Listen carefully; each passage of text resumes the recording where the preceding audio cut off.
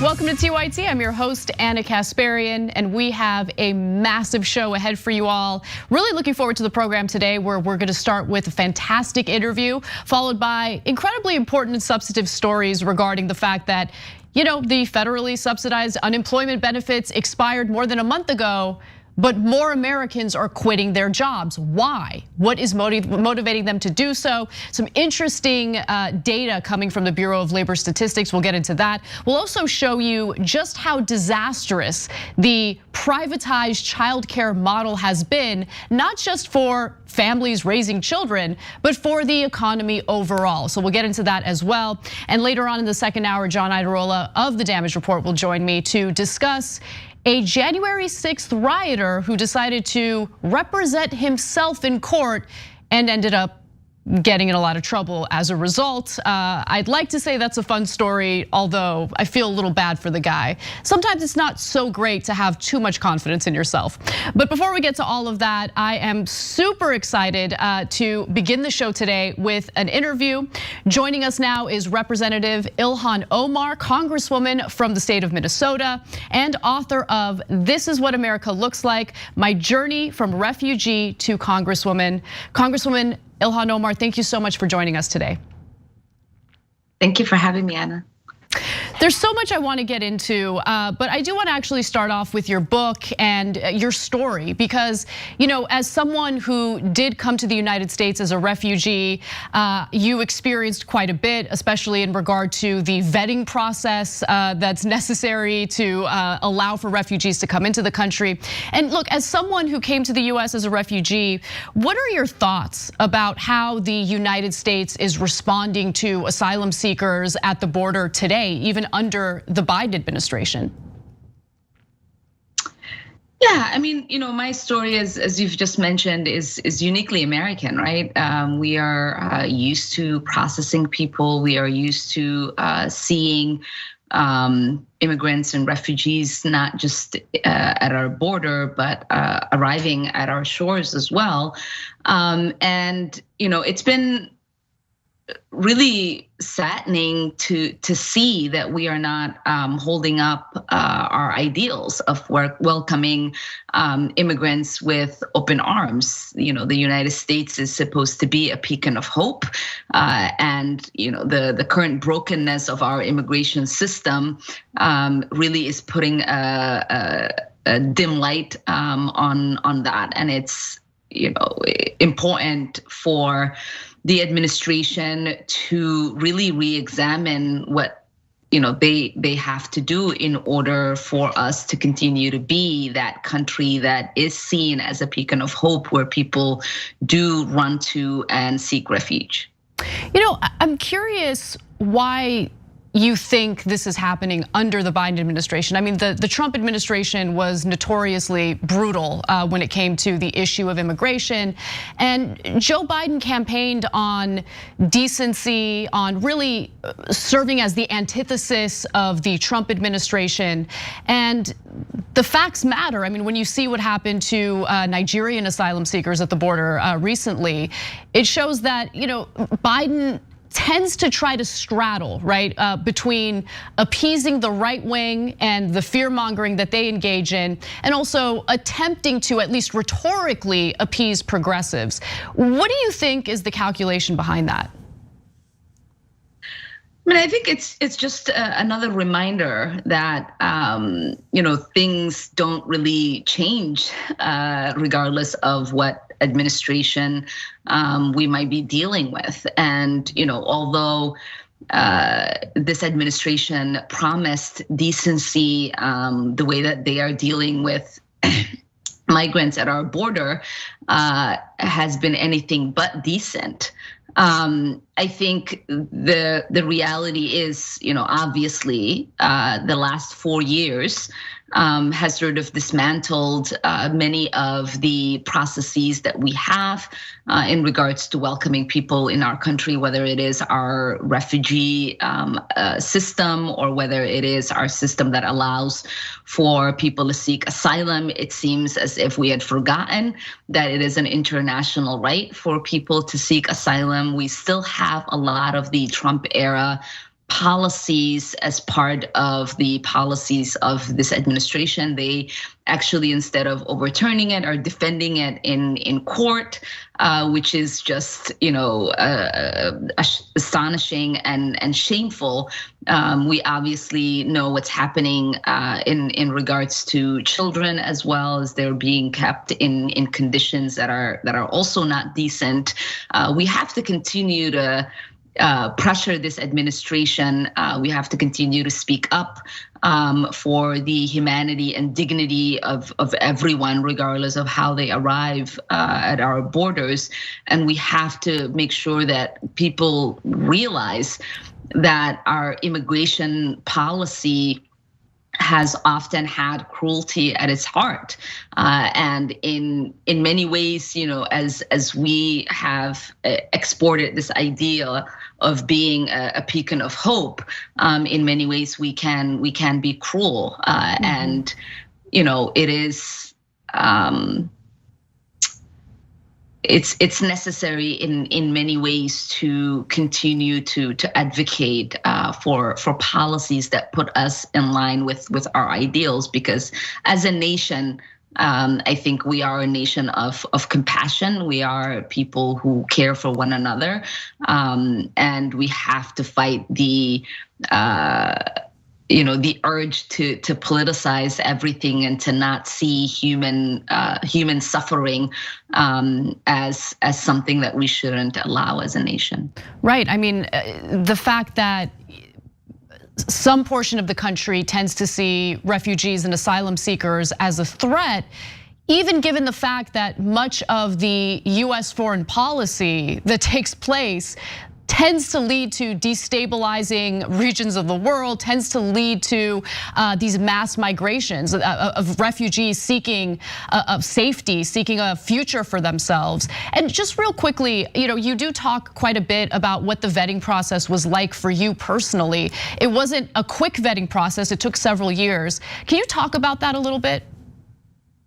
Yeah, I mean, refugees are the most vetted immigrants, around the world, and especially in the United States. Vetting process for refugees takes, on average, 18 months. It's DNA tests, it's biometrics, it's bone density tests. Wow. It is just literally everything that you can kind of imagine. It's like massive vaccination process that you have to go through to get vaccinated for everything. It's urine test after urine test. I mean, it is truly one of the most invasive processes any human can go through, and it's lost in the political discourse because a lot of people don't understand just how rigorous it is. People will point to a child who entered this country, when they were 1 or 2, who eventually as an adult commits a crime, and they forget that they were essentially raised by our society, and there was no vetting that could have been done to stop a 2-year-old from entering this country and eventually becoming a criminal. But that's the example that they will use. They will say, look at this immigrant, this refugee that came to the country and has done this. We have to have better processes, and there's no process that can predict what a 2-year-old will grow up to be or a 5-year-old will grow up to be. And instead of taking account of them being actually our neighbor and our society, raising them and having a hand in who they ended up being, we blame the process that brought them here, the process that provided safety, and it is, a process again that is in line with international decency. Mm-hmm. I entered Kenya illegally because I was fleeing war and devastation. I eventually lived in a refugee camp for 4 years in Kenya. I can't imagine what would have happened if Kenya closed its borders and said no one is coming in. And Kenya is not the United States. It's not a wealthy nation like ours is. And I remember the year we came in, maybe 100,000 people arrived at at those borders and were allowed to, seek refuge. I mean, and even here in the United States, if you look back at our history, from 1870 to 1924, before we started having, the kind of rigorous immigration laws that we now have, millions of people were showing up every single year. Multiple, folks from different nations around the world were coming to our borders, and people didn't have to go through vetting. They didn't have to do anything. They were coming, and that's how we got our name and our symbol of being a beacon of hope, because this was the place where people who were seeking refuge from persecution, from starvation, from all of the ills that were happening around the world at that time. This is where they would come. But I would also remind you and the viewers, we haven't always been kind to the newest immigrants, right? Even immigrants themselves weren't kind to the newest immigrants. Italian immigrants face backlash. Irish immigrants face backlash. Obviously, Jewish immigrants face backlash. We've seen what happened to Syrian immigrants. There's obviously a story with Somali immigrants when they came to this country, and it does sort of, Chinese immigrants and Japanese immigrants. It just the list goes on and on. We've certainly had extremely xenophobic laws too that were put on the books. Right. There's one that I'm trying to get rid of, which is the Alien Act. I have legislation called Neighbors, Not Aliens. Act, and we're trying to get rid of that piece of legislation that's still on the books. And so it is we have, there's a duality in that, right? We have both history of being welcoming, but we also have history of being extremely xenophobic, and bigoted towards certain groups.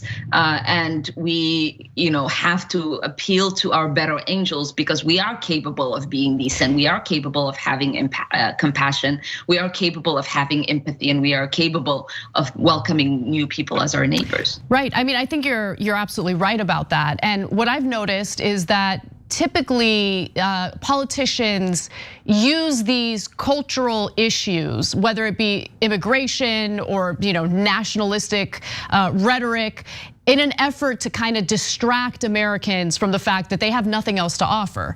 So right now, I think that you're seeing this rise of nationalism in the United States and this pushback against accepting asylum seekers and refugees because of the precarious economic situation that so many people are experiencing. They're looking for a scapegoat, and you have certain politicians who provide that scapegoat.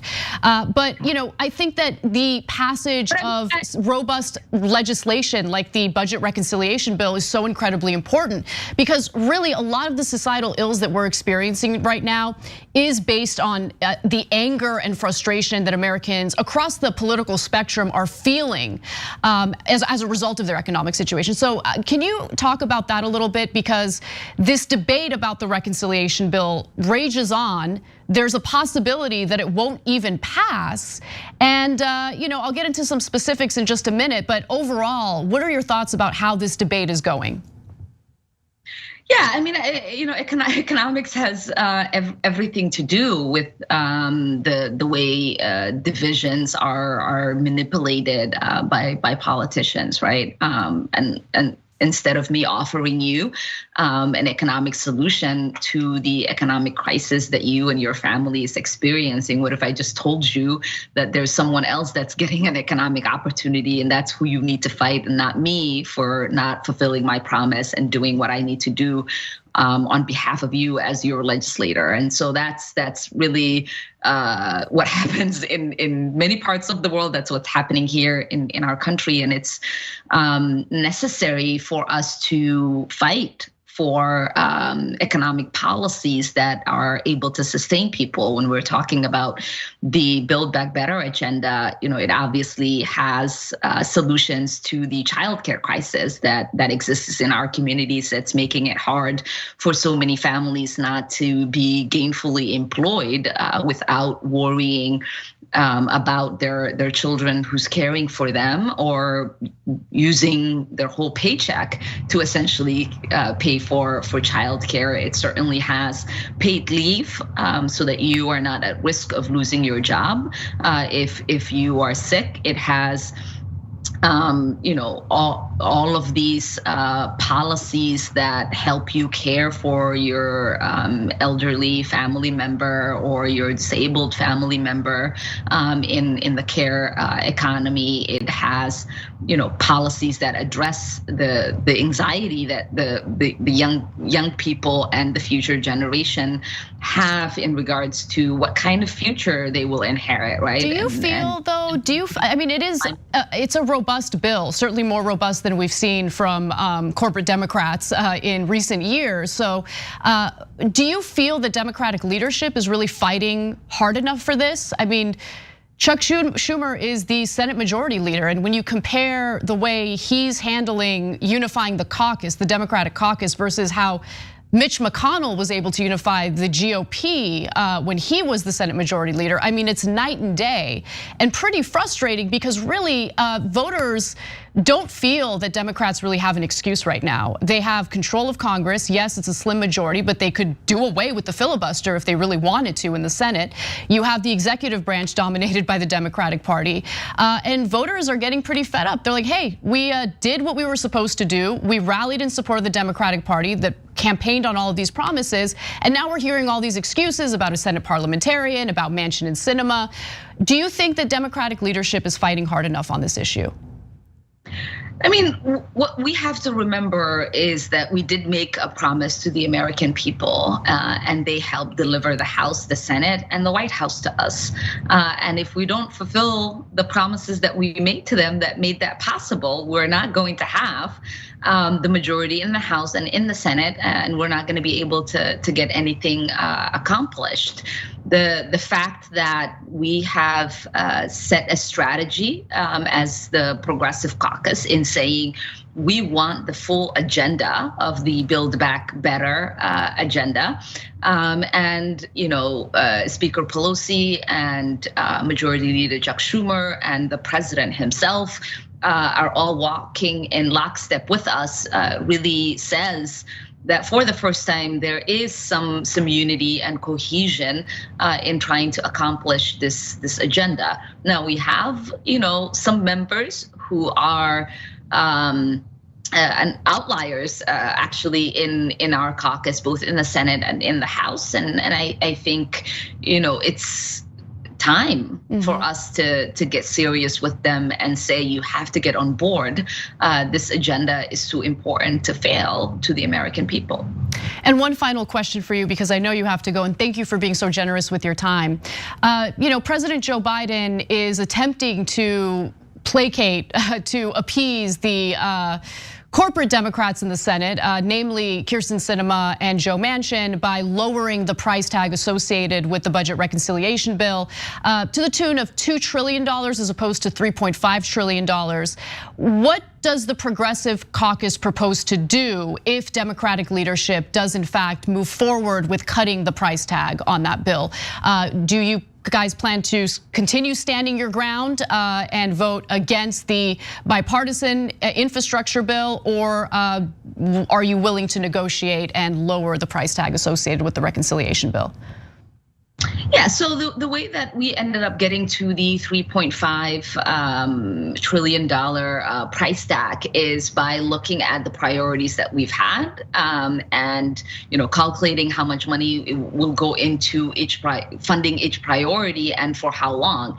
And so I think that there is some room to look at the length of the priorities and how long they will be funded. I think we have been very clear that we are not not willing to negotiate against ourselves. We are not leaving families and children behind, and it's going to be really important for every single priority that we have laid out to be funded regardless of what the price tag ends up being. Representative Omar, thank you so much for your time, and thank you for fighting for all the right causes and doing so fearlessly despite the threats against you. It's really a pleasure to see it because it's very rare to see politicians fight on behalf of the American people as opposed to American corporations. So thank you again for joining us. Thank you for fighting and representing the best interests of the very people who put you in your position of power. I really appreciate it. Yeah, thank you, Anna. I always say it's easy when you are fighting for the people you love and for the policies that will uplift them. So absolutely. Thank you so much, and hope to speak to you again soon. All right, everyone, we're gonna take a brief break, and when we come back, we've got some news for you, including some pretty staggering numbers regarding the amount of Americans who are walking away from their jobs even as the federally subsidized unemployment benefits have expired. We'll be right back.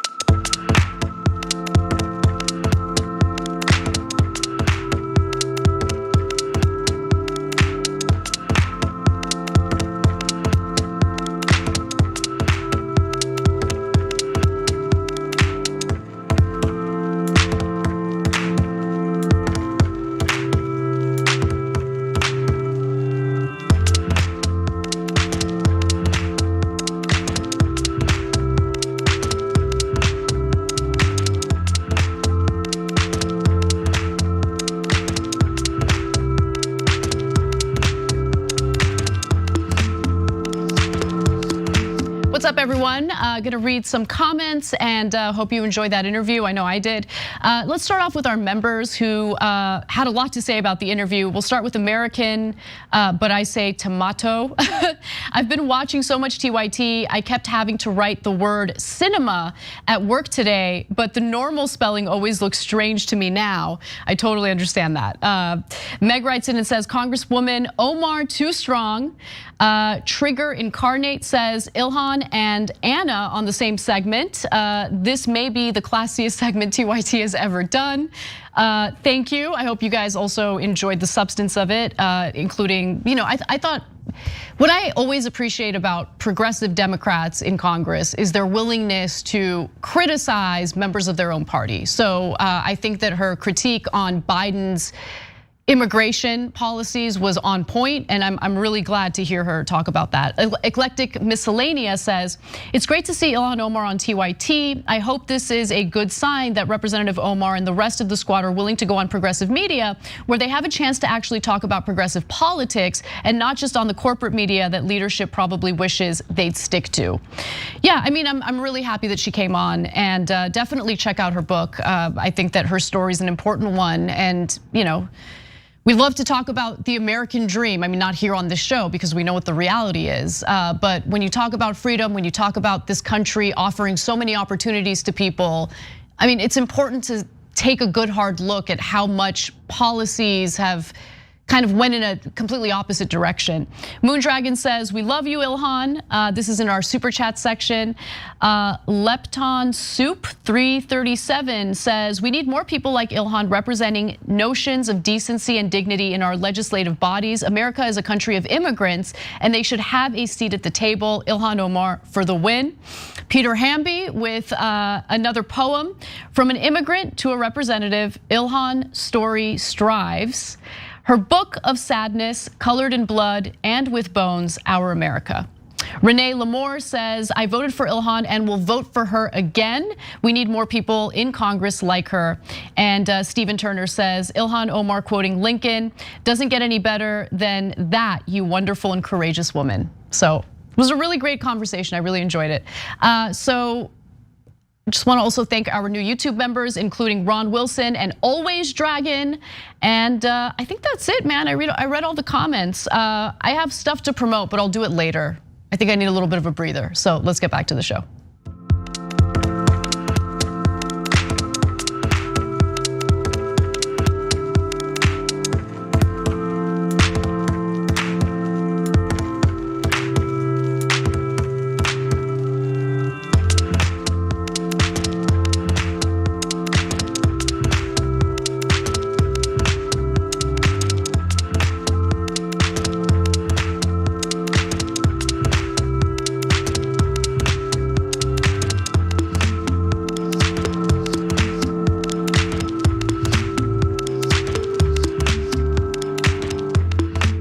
Welcome back to TYT. Let's get into some of these latest Bureau of Labor Statistic numbers, because turns out more and more Americans are quitting. The Great Resignation continues.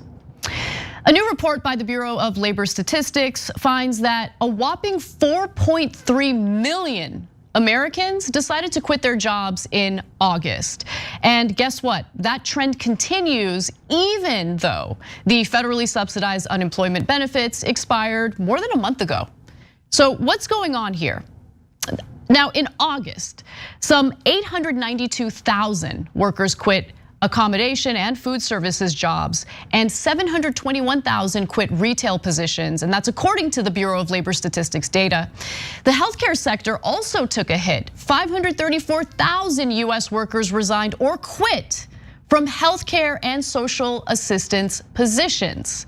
And no, the healthcare workers didn't quit due to vaccine mandates. They quit because they're overworked, understaffed, and they want better working conditions, they want better pay. In fact, I'll get to that in just a second. But first, a few more figures for you. Meanwhile, the 7.7 million people who remain unemployed aren't, for the most part, jumping at the roughly 10.4 million job openings, leaving businesses or business after business with help wanted placards in their windows. And I'm pretty sure that you can see it if you're taking a walk in town. You'll notice those signs at windowsills, and people are like, well, what's going on? Why aren't people going back to work? I mean, everyone was so certain it had to do with the federally subsidized unemployment benefits, right? Everyone was so certain that it was because Americans were just lazy, they were couch potatoes, they didn't want to go back to work, and that the federal government was enabling them to do it. But it turns out that is not the case. Americans want better pay, they want better working conditions, and they need childcare. Something that's offered through the budget reconciliation bill, which of course has a shaky future considering the fact that we have bought off corporate Democrats in the Senate that are standing in the way of the passage of that bill. Now, again, let me just really emphasize the point that those unemployment benefits had nothing to do with workers and their hesitation in taking these low-paying jobs. In fact, Mark Zandi from Moody's Analytics says, I'm sure that some economists someday, digging through some data, will be able to prove there was some effect on the margin of the supplemental unemployment insurance, but it's really on the margins. On the top 10 list of reasons why people have been slow to get back to work, that might be number 10. Now, why are people refusing to go back to work? Why are people quitting? Well, why don't we hear from the workers themselves?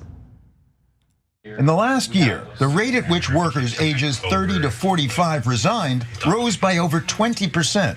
Some of the hardest hit sectors: healthcare and tech.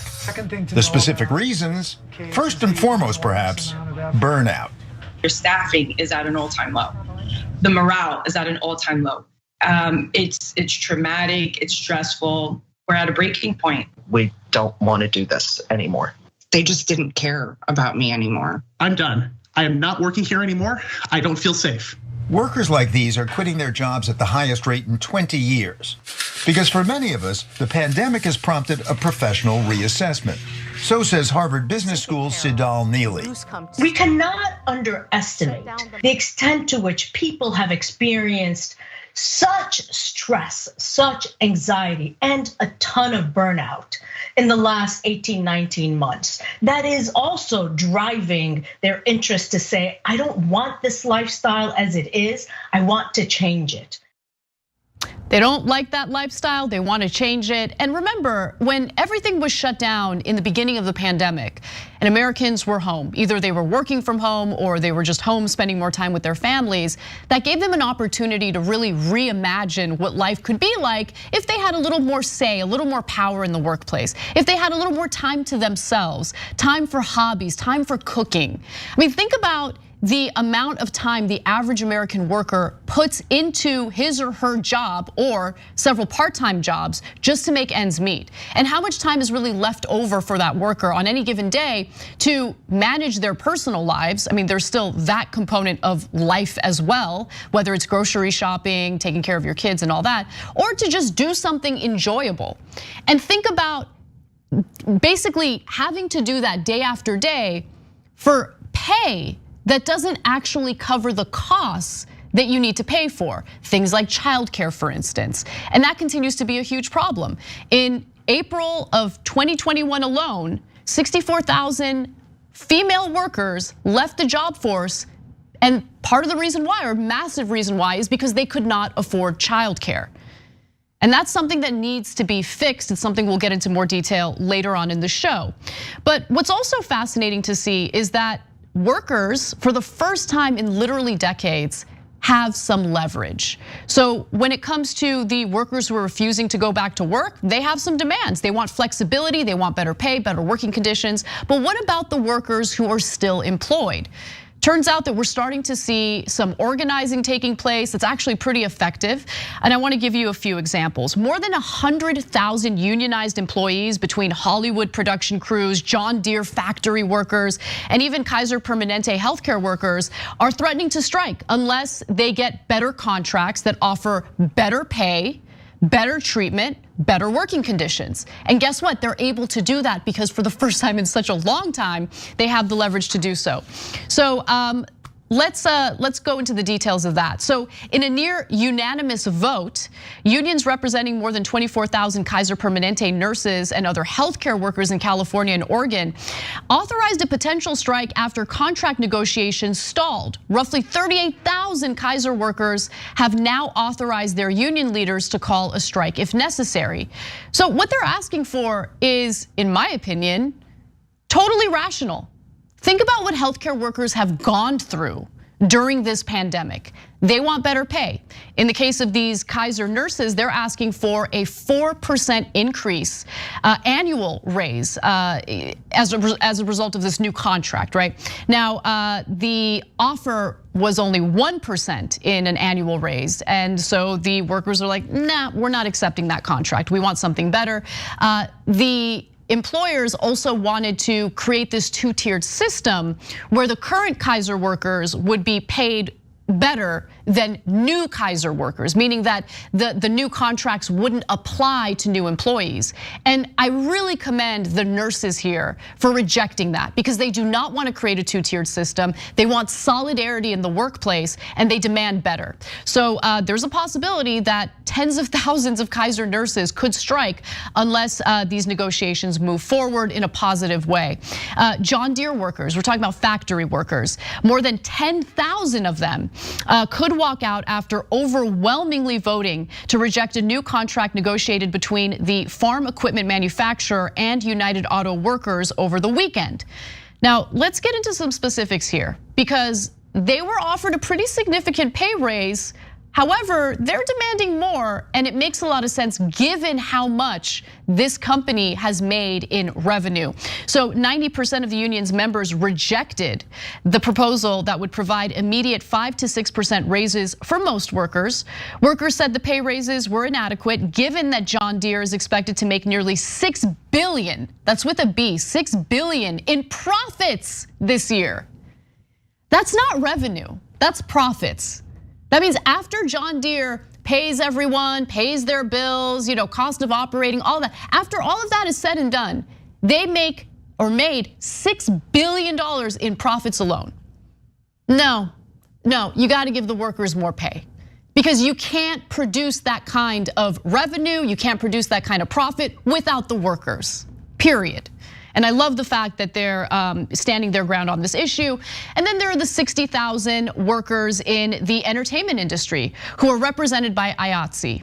And they're demanding better working conditions. Let me give you the details on that. The International Alliance of Theatrical Stage Employees is demanding more time for meal breaks and sleep, along with better wages and an end, I love this part, to lower pay for workers who help produce streaming shows. Both sides want to avoid a strike, but would shut down the production of popular TV shows and movies, which would, of course, shut down the popular production of TV and movies. Look, again, the solidarity that's a common theme throughout the various strike threats here is really something that I'm happy to see, right? The unwillingness to create these two-tiered pay systems within these companies, I think it's incredibly important. And what's also really great to see is that for the first time in a long time in this country, we're seeing widespread support for organized labor.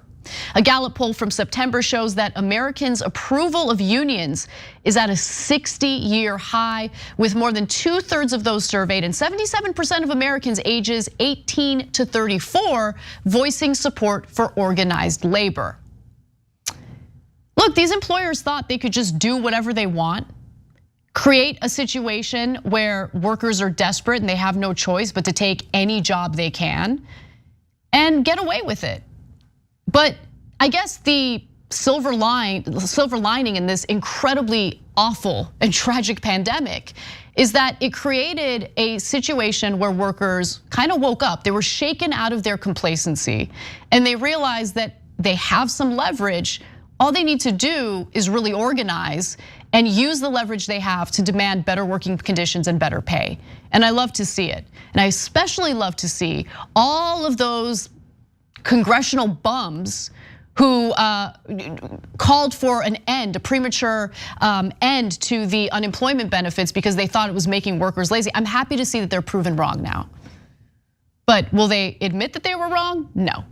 Because of course they're paid by their corporate donors to just repeat what their corporate donors want. And that's the fact that, hey, we gotta make these workers desperate. We can't make them comfortable. We don't want to pay them more than what the unemployment benefits offer them. So just end the unemployment benefits. Let's make them so desperate that they have to take our crappy jobs. Nah, workers aren't going to stand for it, and I love to see it.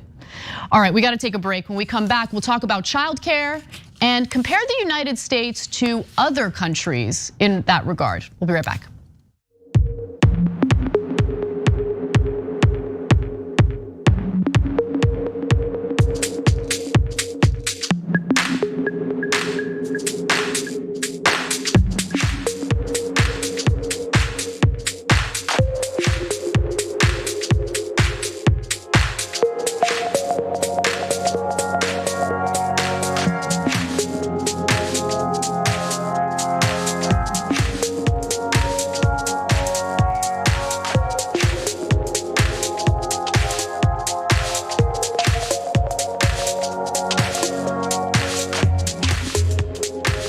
What's up, everyone? Welcome to our social break. Wanted to let you know about some programming at TYT. So tomorrow, Thursday, you can look forward to a brand new Power Hour with Nina Turner. Of course, that airs at 5 p.m. Pacific, 8 p.m. Eastern, right here at TYT.com or wherever you watch TYT. And of course, this is members only exclusive content. So make sure you join as a TYT member at TYT.com/join. Also, we've got reactions with Ravana. That's tomorrow after Indisputable. Catch up with reactions with Ravana Thursdays at 4 p.m. Eastern time, 1 p.m. Pacific. And you can tune in at twitch.tv/TYT. All right, let's move over to our super chats. We've got Francisco who writes in and says, it always puzzles me how the truth is constantly being spoken and well expressed with compassion for all. Strong women will always win my vote and my heart. That was really sweet. I like that. All right, Lee writes in. No, Lee does not write in. Thank you for the super chat, really appreciate it. Dragon Squad First Class writes in and says, much love from NorCal. Been missing you since I've gone back to work. Nice, miss you too. Hope you're enjoying the show. Richard Rowe for Congress says, wow, it's almost like when people get a taste of freedom, it's really hard to shove them back in their cages. Yeah, it's true. I mean, it's also kind of hard. Like if you love your job, it's kind of hard to like not get sucked back into having like a super hectic and overwhelming schedule. And yes, I'm speaking for myself. So like I'm trying to continue like implementing like boundaries and things like that because there was an awakening for all workers, I think, during the pandemic. It's actually kind of nice to have some time to yourself, time with your family, instead of just working all day long. Let's go over to our Twitch subs. I want to give a shout out to our Twitch community. We have Jenick, who gifted 25 subs, thank you so much. Brandy Lou, who gifted 5 subs. Yeetwood Mac gifted 5 subs. Oh, that's why. You guys are gifting subs because of the whole Pocky thing. So if we get to a certain number of subs, let me make sure I have the right number, 62,000 subs. If we get to 62,000 subs by the end of the month, Jordan Yule, Adiana Vega, Brett, and Brooke will take on the world's spiciest chip challenge. And then if we hit 7,000, Cenk will eat the chip. That's right, everybody. Cenk Uygur will, in fact, eat the chip. And I will enjoy watching it because he agrees to doing things that he doesn't really want to do. And apparently you guys really want to see it because we're seeing more and more of these Twitch subs. Buy Hog Stonks, 8 months prime. Anna holds it down on Wednesdays. P.S. Anna liked an encouraging message I gave her on IG for her debate with Ben, and it made me very happy. Well, I always love being encouraged, okay? So thank you for encouraging me, especially because after a debate, you're always like questioning your own performance and how you did. So I really thank you for the support. Smatty Dragons, 11 months prime with a comment, nice to be part of the fam and it's super nice to have you. All right, let's get back to the show.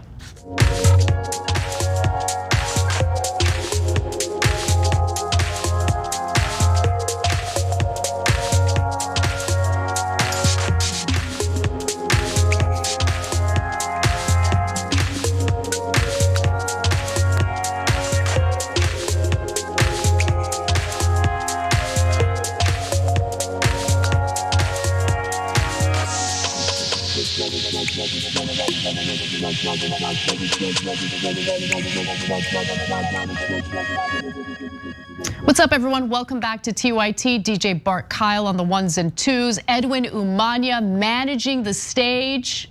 We got a great show, don't we? We got a great crew, great show. Really looking forward to sharing more news with you. Let's talk about failing upward. You know, the antithesis of what we've all been sold in our lifetimes about how America's a meritocracy. It's all bull. Now, some of the nation's largest retailers filed for bankruptcy in 2020, which is understandable. I mean, 2020 was when the pandemic started. 2020 is when consumer spending went down considerably. People aren't going to stores, they're not purchasing items. So those bankruptcies are understandable. But when you file for bankruptcy, maybe it doesn't make any sense to also simultaneously pay your executives massive bonuses. And that's what's been going on. And I'm here to share the details about it. So a Government Accountability Office report found that about 7,300 companies filed for bankruptcies as the COVID-19 pandemic was in its first act. Of course, 70 asked courts for permission to give retention or inventive bonuses to keep leaders in their roles. And of course, judges agreed. Now listen, as we know, there was all sorts of assistance given to businesses in this country during the pandemic.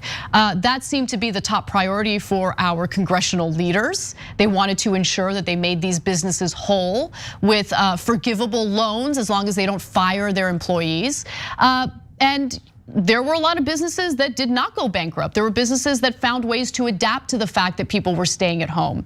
But what's fascinating about this is, if you're going bankrupt, it means that you are unable to pay your debts.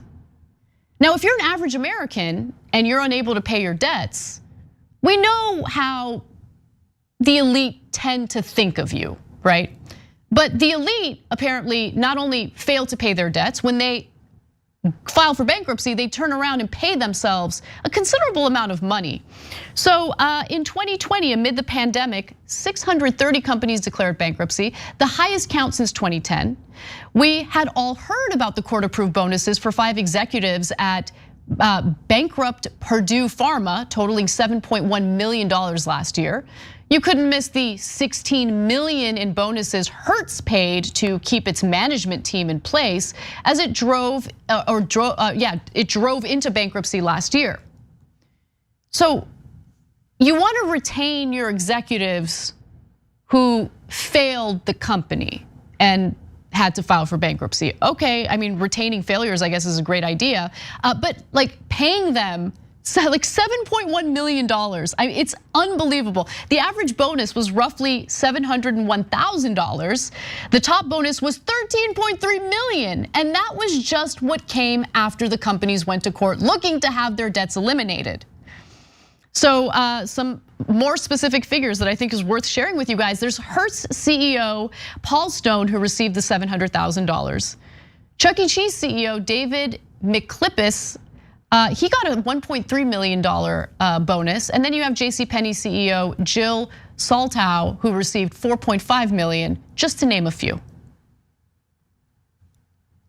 I just want to ask average Americans, if you fail at your job, if you're mismanaging your job, does your boss give you a bonus for that? Do you get rewarded for failing? And I'd also love to know what happened to the workforce for these companies. I'm sure they got laid off. I'm sure their pay was cut. I'm sure their pay was awful to begin with. Now, more details in the before window, other companies shoehorned in $165 million in pre-bankruptcy bonuses, adding to the company's debts as it legally permitted. In fact, 42 of the 70 companies also gave those retention bonuses in the last 5 months of pre-bankruptcy operations. One such bonus came 2 days before declaring bankruptcy. But this is all okay, this is all legal, right? The judges approve it. And therein lies the real issue, right? When we talk about how this economic system is rigged against the ordinary worker, this is what we're talking about. When you have a system in place, a power structure in place that allows those at the very top to fail upward, to pay themselves an insane amount of money, while the very people who actually engage in the hard work necessary to generate the income, the revenue, the profits for the company get shafted. It happens time and time again. And the only thing that really changes that is focusing on the power dynamic in the workplace. I mean, union representation is at an all-time low right now, which means that workers are not organized. They don't have the ability to have a seat at the table and demand better pay, better working conditions. And so, yeah, of course, CEOs, executives, they get away with these massive bonuses even as they're failing. And how are they getting away with it? Well, attorneys interviewed by the Government Accountability Office said the Bankruptcy Abuse Act is less than effective because companies have found a way to work around it. Giving retention bonuses overall is problematic, they said, because it effectively reduces the amount of money a company could be paying toward its debt. I mean, they're deadbeats, absolute deadbeats.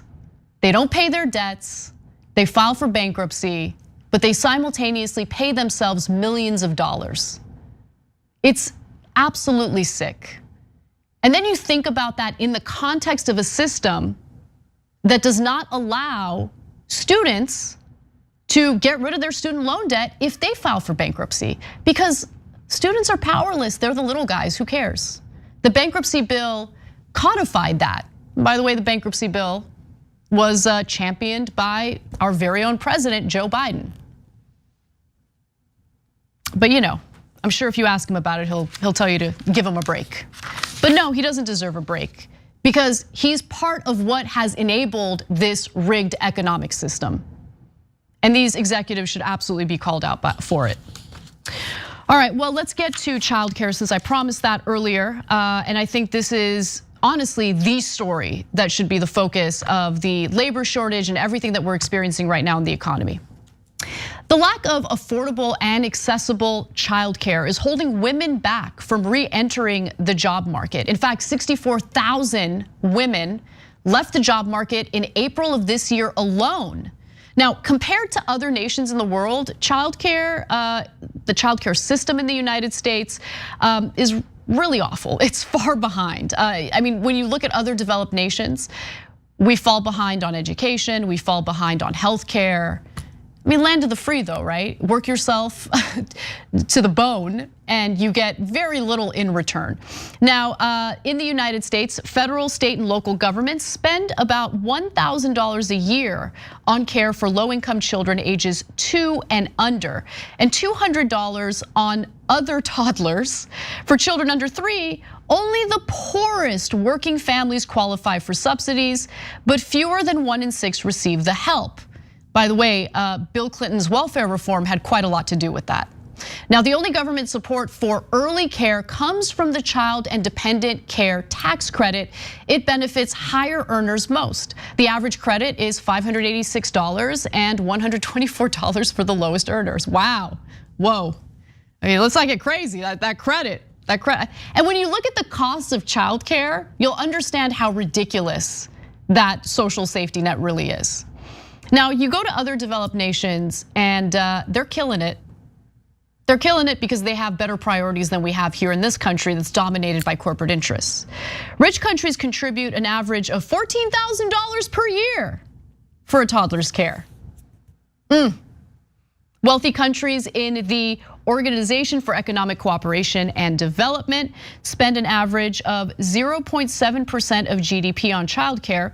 In Europe, new parents have paid leaves of 14 months. Okay, let's stop for a second. It's not that parents can take 14 months off and not get fired. It's that parents can take 14 months off and they get paid during that time off so they can raise their kids, so they can take care of an infant. They can recover, women can recover after giving birth. They can be there for the child in the early stages of that child's life. I mean, these are things that are already being done and they're working in other countries. And by the way, we actually have a history during FDR's administration of providing universal health care. So we know that we can do it and it can work. But of course, we have corporate interests that don't want to pay their fair share of taxes that would essentially fund federally subsidized childcare for Americans. But let me give you more details. Since American families get so little support from our federal government for childcare, there are high costs associated. The burden is on them to use their household income on childcare. The Treasury Department reported last month, for instance, that the average cost of care is roughly $10,000 a year per child and consumes about 13% of family income, nearly twice what the government considers affordable. In fact, the average family with 2 children spends on average 22% of their household income on childcare. So when you put it all in context, right? When you look at the fact that wages have remained stagnant in the United States since the 1970s, and then you look at the high cost of childcare in America, can you understand why women have decided maybe it doesn't make sense for me to go to work? Maybe I should stay home instead. And that does create a precarious, awful situation for families because they need income, and it's impossible to live in a single income household. But what's the point of going to work if 100% of your paycheck is gonna go toward childcare? And at the same time, by the way, workers in these childcare centers are quitting because they're underpaid and overworked, and they're not appreciated. They make less money than public school teachers make. Now, the reconciliation bill is supposed to help provide a solution to that. I'll get to those details in a second, but let's take a good hard look at where the United States really stands or where it ranks in terms of the happiest countries in the world for 2021. At the very top of that list is Finland, which, by the way, has banned privatized education and had great results. They're also incredibly supportive of families, ensuring that Families can have children and they won't find themselves in economic ruin as a result of that. Then you've got Denmark, Switzerland, Iceland, Netherlands, Norway, Sweden. Oh wow, would you look at that? Top 7 happiest countries in the world, and the United States isn't in it. I wonder why. And the US spends less for childcare than any other developed country. Let's take a look at this fun chart. United States at the very end.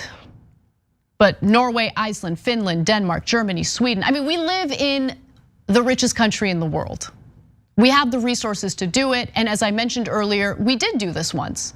During World War II, when men had to go fight the war, women filled their jobs as factory workers. I mean, across a broad array of jobs. They were taking those jobs, and the government realized, hey, you know what? We have a responsibility to provide childcare as these mothers are working. And so while we hear the business community whine constantly about the labor shortage, maybe they should consider supporting the budget reconciliation bill, which offers universal pre-K, which offers federally subsidized childcare, ensuring that Americans can easily go to work without worrying about the cost of childcare. It's amazing how much that bill would positively impact the overall economy, and how the business community still fights against it because they're so short-sighted that the only thing that matters, the only priority is tax cuts. But how are you gonna make money if your workers can't show up to work because they don't know what to do with their kids? You can't have your cake and eat it too. Society is collapsing because of the sheer greed.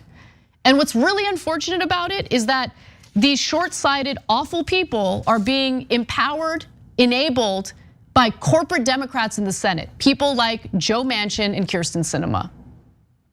So I'm not really interested in hearing Sinema cry about being hounded by activists who just want some answers about why she turned her backs on them. I don't really care about that. It's about time that these lawmakers actually listen to the best interests of their own constituents instead of run away from them to go back to their state for fundraisers as we're dealing with multiple crises simultaneously during a pandemic. All right, we gotta end the first hour, but when we come back, John Iadarola will join me. We'll talk a little bit about Gavin Newsom's, in my opinion, not so great climate change policies and more. Don't miss it, we'll be right back.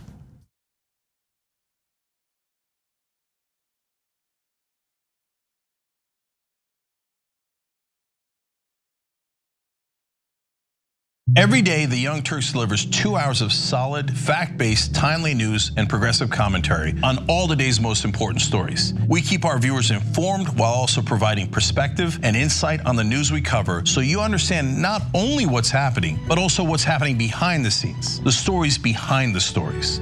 Gee, I wonder why we didn't get $15 minimum wage. Because they're all raising money from the guys who don't want to increase the minimum wage. And we play musical chairs and put these children in one awful detention facility to the next. That's what's happening at the border. The things that got him banned, he's still spreading. So presumably, I think it's reasonable to say that if you allow him back on the website, he's going to do it again. Any legal voter that we deem not willing to vote for my side shouldn't vote because it'll replace me that's supposed to vote for my side. That's not how voting works. That's not how democracy works.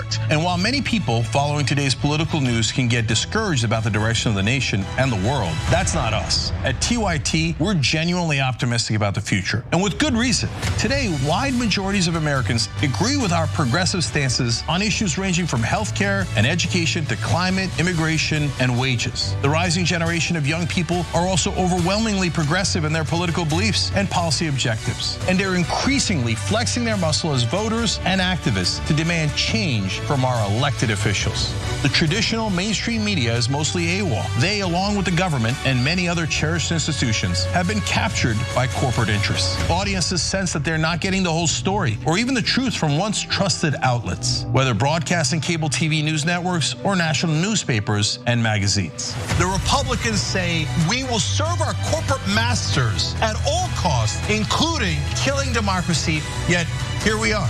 Where else do you hear that? You hear that on NBC, on ABC, on CBS. You hear it nowhere. They don't want to talk about money in politics because it's really hard to pass judgment when your media organization is funded by fossil fuel companies. The antidote is the Young Turks. Unlike mainstream corporate outlets, we're not beholden to corporate advertisers, the defense contractors, to Wall Street, or to Big Pharma. And we don't carry water for the Republican or Democratic parties. So watch us Monday through Friday at 6 p.m. Eastern, 3 p.m. Pacific, and join the thousands of progressives around the globe who tune in every day for TYT's unmatched, award-winning content and see what it's like to experience a news organization that only answers to you.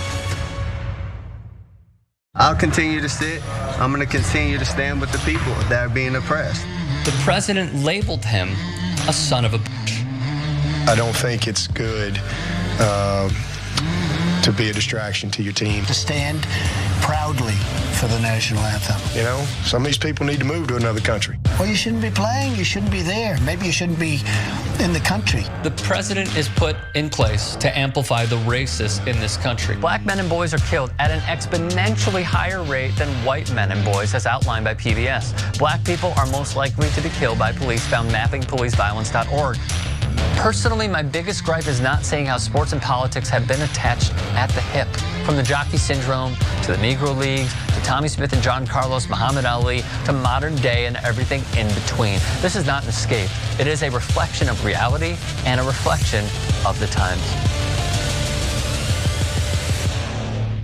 Everything that we've accomplished over the years is because of our members who've allowed us to remain independent of corporate interests and reach 20 million followers. Now is the time to bring as many people into the progressive movement as possible. We're inviting you to be the change and help bring a community-powered progressive change machine to life. Details are at tyt.com/change. If you're a member, thank you. We need you to remain so. If you're one of the thousands of viewers out there who's not a member yet, the time has come for you to join now. We need you more than ever. tyt.com/change.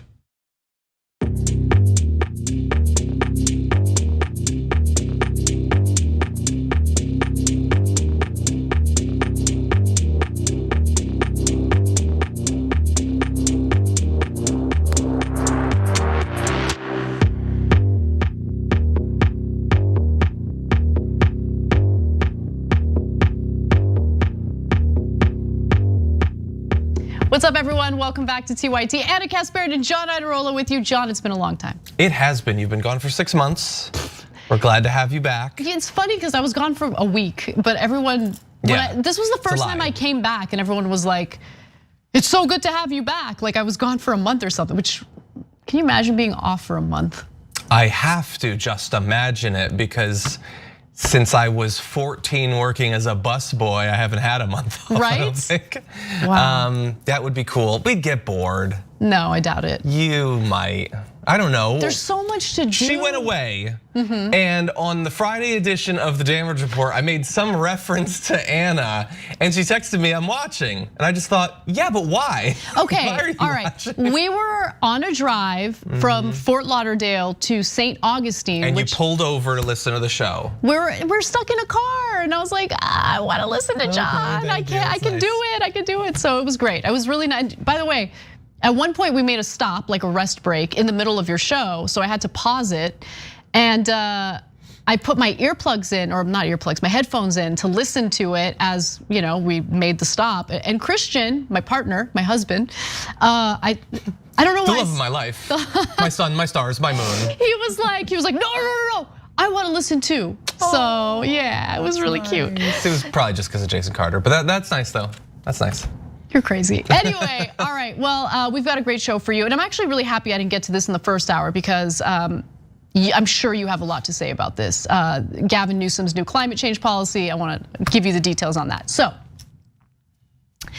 Governor Gavin Newsom of California is putting the onus on individuals to curb climate change by banning gas-powered lawnmowers and leaf blowers, something that could have an impact on curbing climate change, but a small one compared to I don't know, banning drilling, holding fossil fuel companies accountable. Maybe there should be more of a focus on that.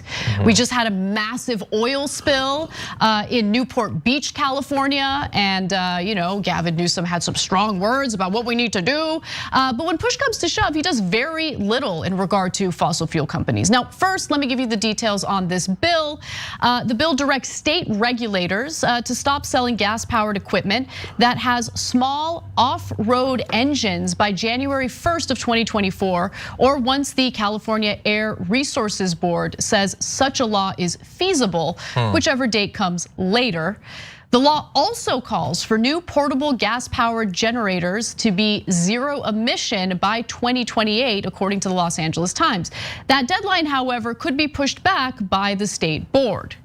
Now, how much of an impact is this likely to have? I'm not gonna lie, when I first read the headline, I rolled my eyes because I thought it would have absolutely no impact. You sounded pretty like meh. Look, I don't have a problem with this if all of the attention wasn't hyper-focused on individuals changing their behavior, right? I think that's the wrong way to go. It makes people despise Democrats because on one hand, they do that and they annoy people, right? On the other hand, they let fossil fuel companies get away with murder, literally. And I'll get to those details in a second, but to add weight to this, because again, I'm not against it. I just hate the fact that it's always focused on individuals. Gas-powered equipment with small off-road engines produce a similar amount of smog-causing pollution as light-duty passenger cars create in California. According to the Associated Press, there are more than 16.7 million gas engines in California, which tops the number of passenger cars on roads by roughly 3 million. And I was concerned about what this would mean for professional landscapers, right?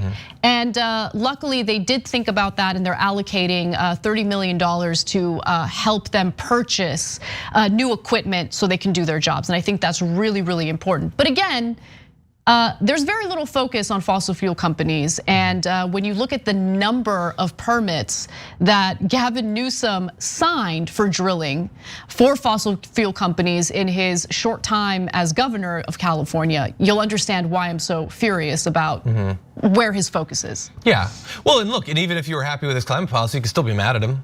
I mean, I don't like the guy. Look what he did back on the 8th with that bill about student financing higher education for students. Like, there's a lot of reasons to be frustrated with him. I agree with you overall about too much of the onus being put on people to deal with climate change, as well as virtually every other thing having to do with the environment. Almost all of it it's about your straws, it's about your bags and whatever, and it is about those things. But I agree we should be pressuring politicians. That said, I think this is very good. I think it does need to happen. It's 3 years in the future, which I think helps even with industry, that might rely on these pieces of equipment. And by the way, it's only even sort of 3 years in the future.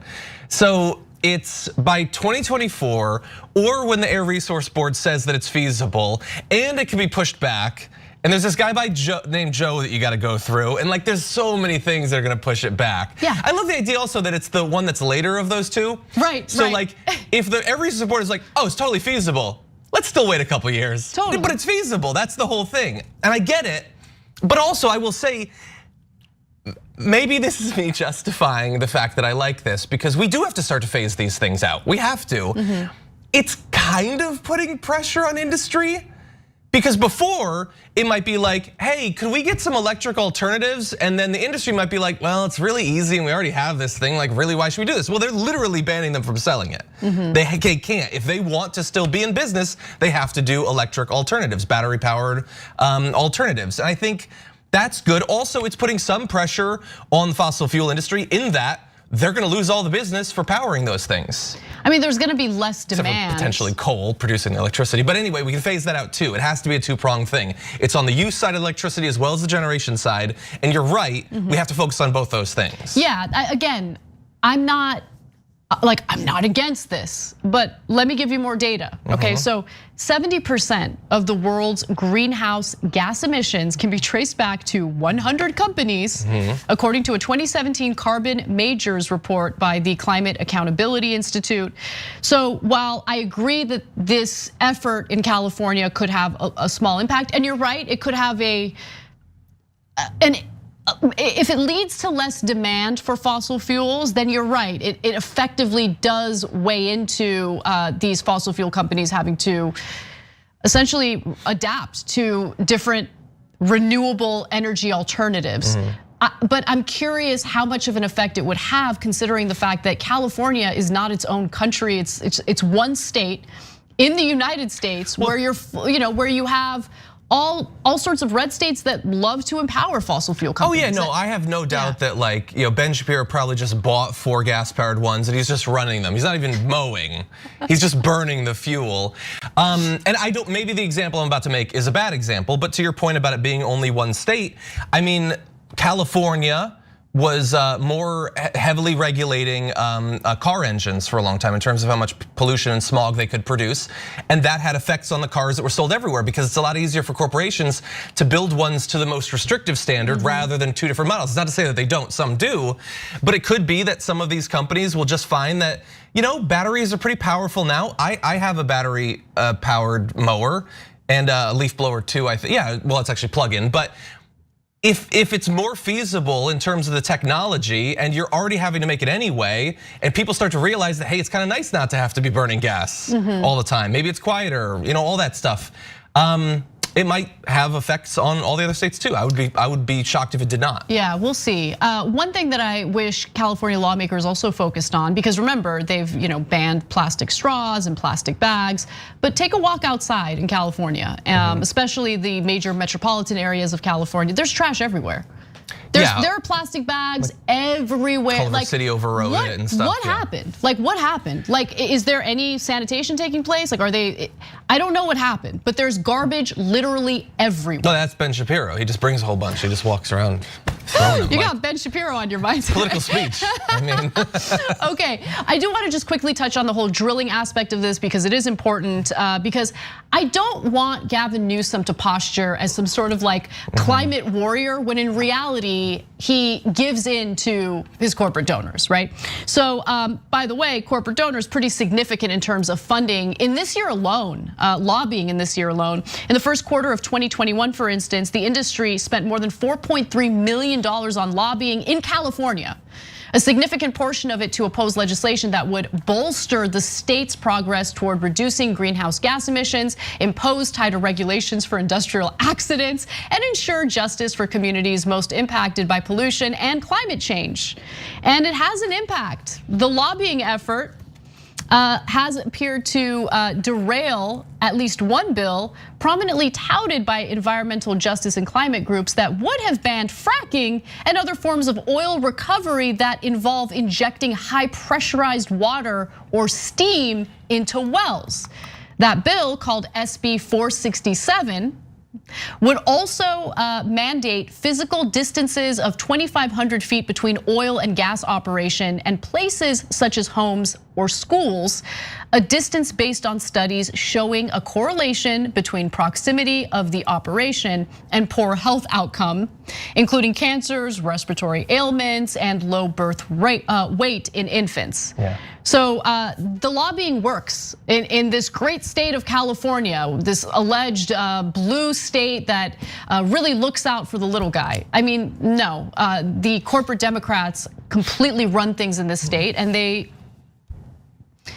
they're susceptible to the same corruption and the same actions that we see with corporate Democrats in the Senate today. And then finally, Newsom loves to approve drilling permits. Newsom's record to date on oil drilling permits and the protection of public health and the environment includes approving a total of 9,728 oil drilling permits from January 1st, 2019 until October 1st of 2021. In fact, he approved 299 new drilling permits overall in the first 3 quarters of 2021.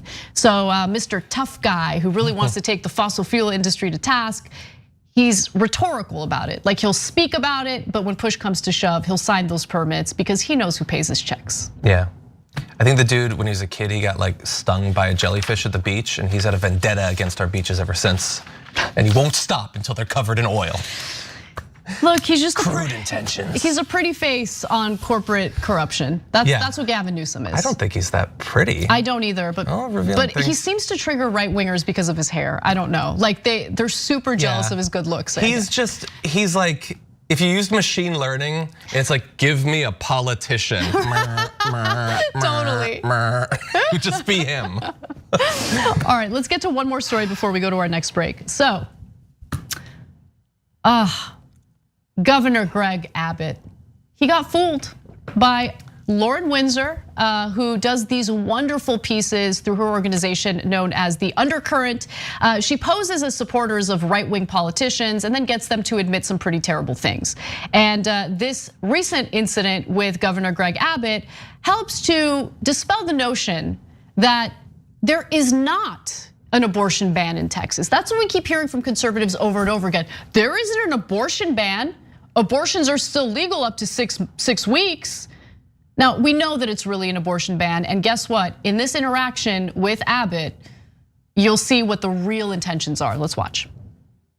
We're just wondering, like, what more can be done until Roe v. Wade is not the law of the land anymore. Like, can you do something about like morning after pills and birth control? Because I think it is like destroying the fabric of our society and women incentives to be promiscuous. Yeah, I signed 2 more laws already on that.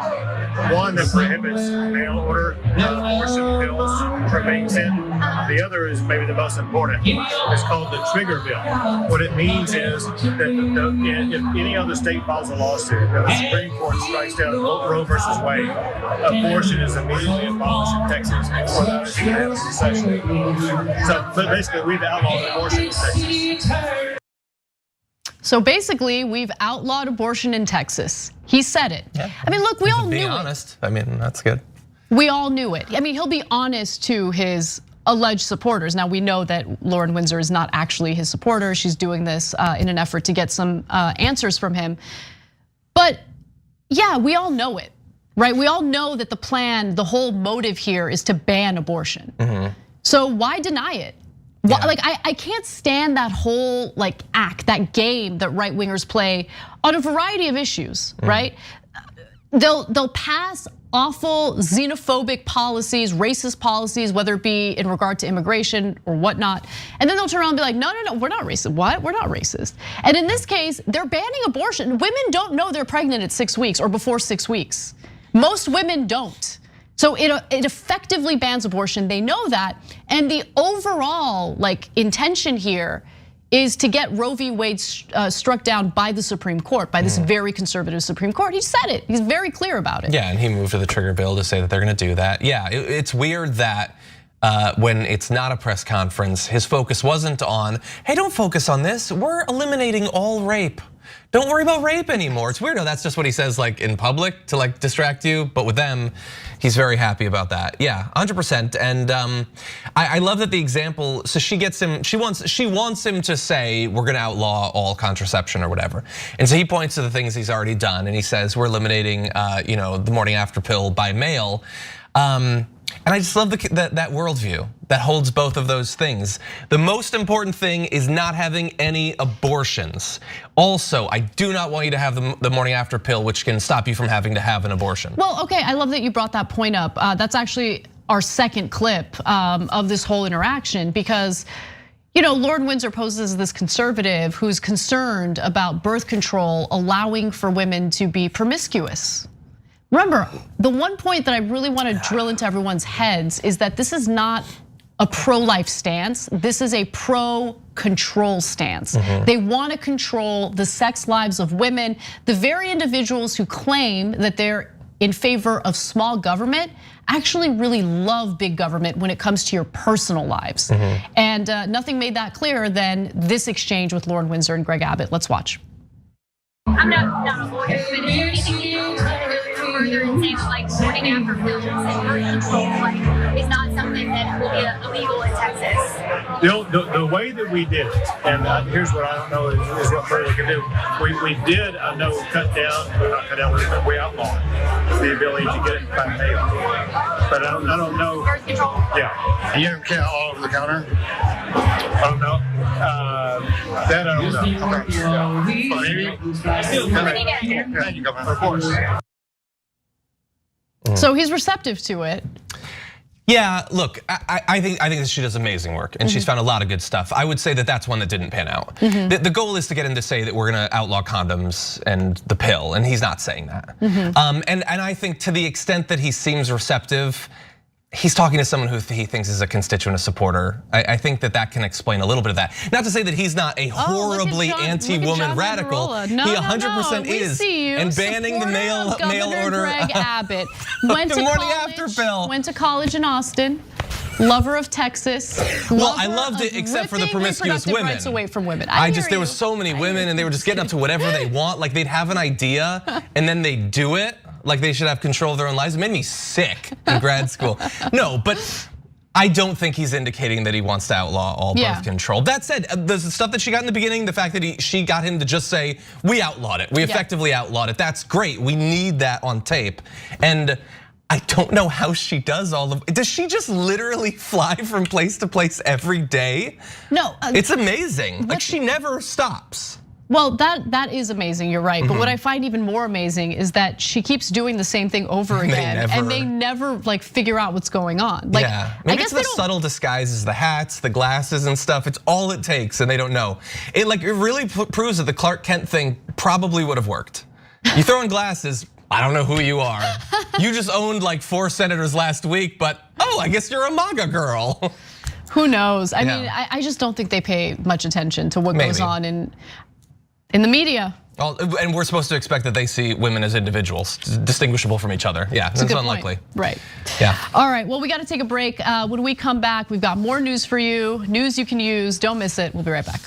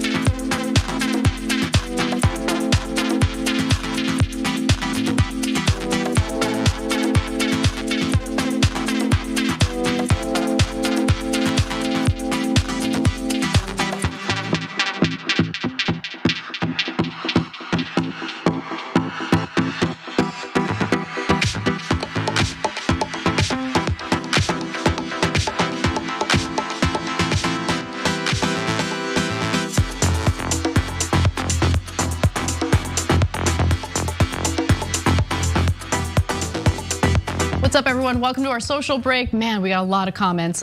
Francisco Cruz, oh, my bad, I've already read those. Okay, so let's go to our member comments, starting with Future in Doubt. When you go out every time you see a help wanted sign, ask that business about pay, benefits, and work conditions. And when they answer with, I'm gonna use the word shiftiness since you've put a word in there that I can't say, unfortunately. Just say, well, that's why you're still looking for help. Sounds like the free market working as it should. Yeah, exactly. I mean, but think about what the employers were trying to do in ending the unemployment insurance early, prematurely. They were trying to put workers in such a desperate situation that they would have no choice but to go back to work. And now they're like, wait, but what happened? But what happened? Theater Goddess, America, where healthcare workers in the middle of a pandemic are considered heroes until they ask for something like reasonable pay and safer working conditions. Exactly. Mickey C, the silver-haired dragon, says, I went to a local convenience store yesterday and was shocked to see a help wanted sign in the window offering $18 an hour. In the boonies, I had to read the sign again to look for the out, but there wasn't any. Amazing what they can afford when they desperately need help. Exactly. And then Isaac writes in and says, I don't ever want to hear about avocado toast again. By the way, a new trend, every time I hear about avocado toast, even if it's like in a friendly context, like I'm having breakfast with someone and they order an avocado toast, I immediately think of the housing market because of that guy who blamed, millennials for ordering avocado toast and not being able to afford houses. So now there's this new trend of unmarried millennials buying houses with their friends, because you can't buy a house on your own, right? And some millennials just haven't gotten married, so they don't have a partner to go in on a house with. And so they're buying houses. It's disastrous. Don't buy a house with your friend. Don't do it. It's not worth it. It just sounds like a really bad idea. All right, I am Sock banning. What about your best friend who you're married to? I have a strict rule. I don't go into any financial relationship with family or friends. Like, just don't do it. Like, there's too much room for disaster, in my opinion, right? Money makes people crazy. All right, Hall Pass says, whoa, what is this? Yesterday it was 6,600 to get Cenk to eat the chip. Now it's 7,000. No moving the bar. Cenk needs to pull on his big boy pants and suck it up. So John was actually honest about his unwillingness to eat the chip for the whole sub thing. Thanks for blowing up my spot. No, but I love it because it opened the opportunity for me to also say no. Yeah, nobody wants to be the lone coward. Exactly. So now we're both cowards together. Nice. Cowards united.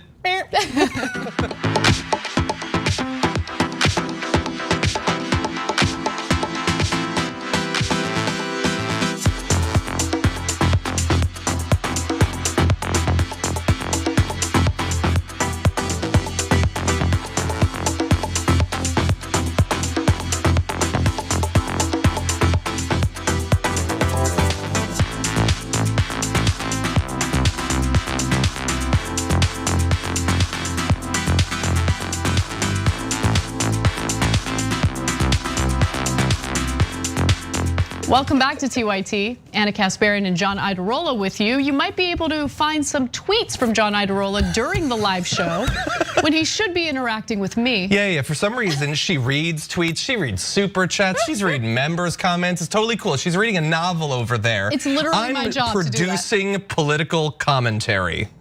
And I'm the bad guy. It's a good idea to produce that political commentary vocally on the live show. I will read as I type from now on. But it's okay. I mean, you've got great company with Cenk Uygur doing the same. Anna is really getting on my case right now. Sad face. Red flag, red flag. All right. Let's talk about Kyrie Irving.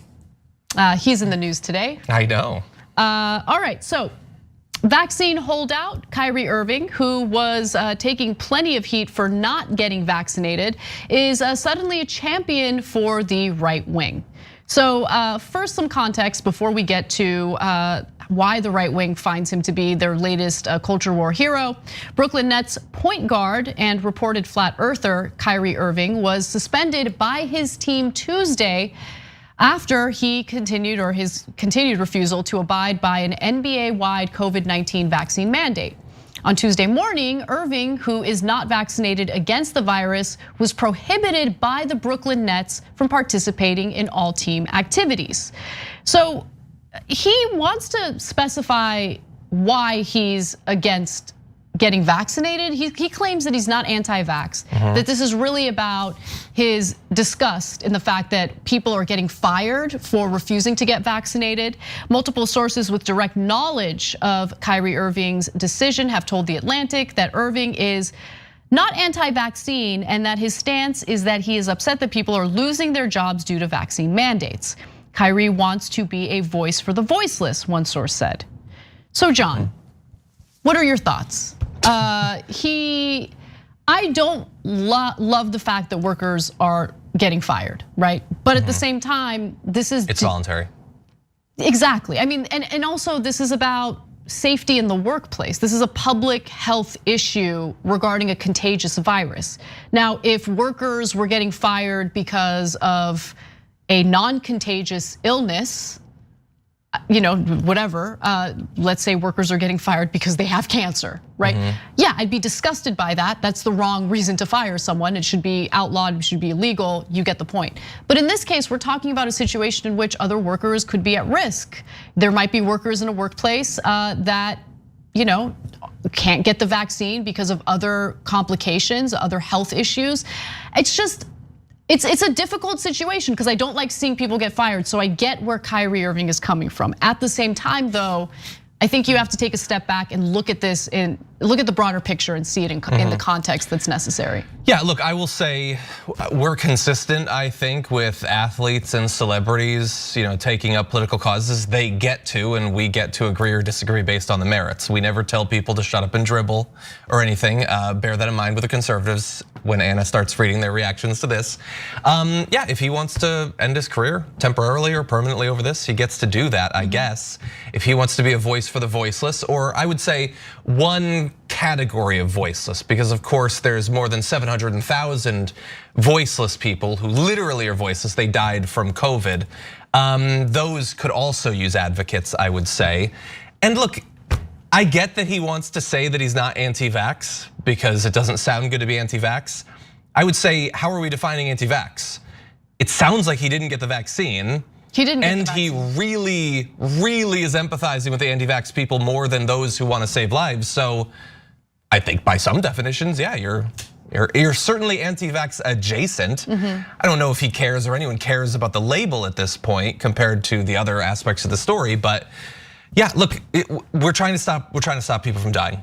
We don't want another winter rise in cases and deaths like we had last year. That's what we want to avoid. Now, you're a huge proponent of incessant tweeting, especially during the live show. I literally haven't touched it. And there was a tweet from you this morning that I actually thought was telling, because there's a lot of manufactured chaos, I think, in the media regarding these vaccine mandates within these companies.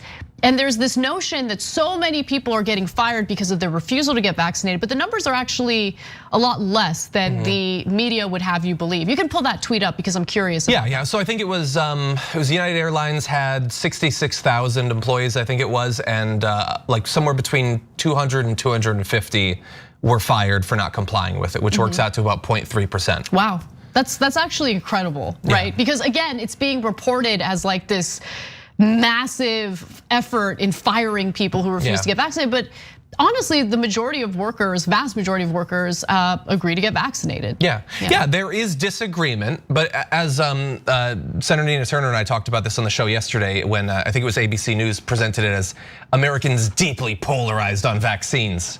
Not really. There are some people who are against it. They're a very small minority. And America's kind of a crazy place. You can find 2% of the country that supports any crazy thing you can come up with. It's not to say that they don't deserve any consideration or any persuasion. I've done, 2,000 hours trying to get through to these people of the last year. We're trying to do that, but we also don't have to pretend that it's 50-50. America's just perfectly split. Some people like the vaccine, others are true patriots. That's not actually how it works out. Yeah, you're right about that. In fact, look, this is obviously anecdotal, take it for what it's worth, but I was recently in Florida and I was actually shocked to see how many people wore masks. Everywhere, outdoors, indoors. I'm surprised. So indoors, they don't have mask mandates, but very few people indoors didn't wear masks. So I think you're right in that, I think the media's portrayal of the division in the country is a little too it's too lopsided, we don't have 50%. There's definitely the majority of Americans who are let's just be done with this. Let's do what we need to do. And then there's a small, although very loud, group of people who have pushed back against every single aspect of this pandemic mitigation, whether it be masks or vaccinations. Yeah, there's a confirmation bias to it. Fox News has spent every day trying to track down literally anyone who's fighting against vaccination, against masks, against social distancing. They've been doing that since last spring, bringing on people who opened up their gyms when they weren't supposed to. How many times has CNN had on a 60-year-old man who got vaccinated? And that was it. He wore masks and then he got vaccinated and that was his story. No, you don't have that on. It's not dramatic. So you have a dramatic overrepresentation of people not complying with these things. Absolutely. All right, so let's get to the right wing, worshiping him now. I'm pretty sure most of them had no idea who he was in the first place, but nonetheless, Donald Trump Jr. tweets about it. Kyrie just sacrificed more than Kaepernick ever did. Kaepernick didn't get signed by the NFL because he decided to kneel during the national anthem to make a statement about unarmed black people getting killed by cops. Yeah. He's still not in the NFL. Yeah. Well, yeah. Also, look, I'm not a total sports expert, but I would argue that Kyrie Irving, in terms of his position, his career, financially, it's a lot easier of a sacrifice to make. Theoretically, he's going to lose a ton of money if he stays out for a long time, so it's still a financial sacrifice, but it's financially a lot easier. Also, he just chose to do it. Yeah. Colin Kaepernick got fired. He was actually blacklisted, not to mention the content of their protests. And also Kyrie Irving, like we just found out about this a day ago. We already know the long-term impact on Kaepernick's career. So look, Don Jr.'s an a-hole, he's a tool, he knows that. He knows what he's saying is nonsensical. That's his job, is to say nonsense. And can we just, I know that the hypocrite angle is boring at this point because we all know that they're hypocrites. But you can't on one hand say, oh, keep your politics out of entertainment and sports. We want to hear about your politics, right? Mm-hmm. Like they're always talking about how there's too much politics in like the entertainment area. Yeah. But then when they hear like any type of political commentary, any type of stance they agree with, they're in favor of it. Like they love it. They can't get enough of it. They had Dean Cain on earlier this week. I don't know who that is. The old Superman from the 90s. They bring on James Woods. That Scott Baio, they're desperate to have celebrities that agree with them. Like the Scott Baio thing cracks me up. Like he's Charles in charge. Like no one knows what that is anymore. I vaguely remember. I do think I liked it. I wonder how it holds up. We should do a watch party. I like the theme song. It is pretty catchy. It is, Charles. It kind of makes me like his politics. Of our days and our nights. I would not want that, Charles. And our vaccination policy. No, don't want it. All right, here's some more. In charge of our borders and all the flights. Do you have to wear a mask? We'll find out. God. Candace Owens, are any one of his teammates going to take a stance against this blatant discrimination? Again, it's discrimination. He didn't make a choice, understanding the rules and leave. He was discriminated against. And what is she strongly hinting at? There's a racial element to this. And then we've got this GOP hopeful from Florida, Laverne Spicer, I believe her name is. She says, they let Magic Johnson play basketball with full-blown HIV, but won't let Kyrie Irving play because he won't get a COVID shot. And then someone responded with, didn't know HIV could spread through the air. She responds, it can't. You might need to go back to school. Okay, I think it's Laverne Spicer, but that is a great response. My bad. First of all, totally unable to recognize the sarcasm there or the point that she's confirming, but realizing that she's doing it. How does this happen? I don't know. There's no, because it's the Charlie Kirk thing that I always talk about. Why would his tweets ever be clever or intelligent if he can get thousands of retweets without either of those things? You will only aspire to the bar you need to pass to be successful. And they've been pushed so much that the bar is buried deep underground. You can get followers just by liking this stuff. You don't have to be smart. You don't have to know what you're talking about. Are they real though? Like I'm really starting to question if their following is real. Or if it's just like an army of bots. Like I think it's a mix, but I think that there are a lot of people that love those get out of thinking free cards, get out of having to be a serious member of society cards. Just entertain yourself with hatred and fear and suspicion. That's really easy. People want easy. I don't like it. I don't like it one bit. I mean, I don't like it either, but. Well. Hold on, I'm gonna tweet about that actually. Yeah, go ahead. While John tweets, we'll go ahead and go to break. I'm gonna do a TikTok actually. I'll read your comments, your super chats during our social break. And we'll be right back with more news, including a Capitol rioter who decided to defend himself in court. We'll share how that played out when we come back.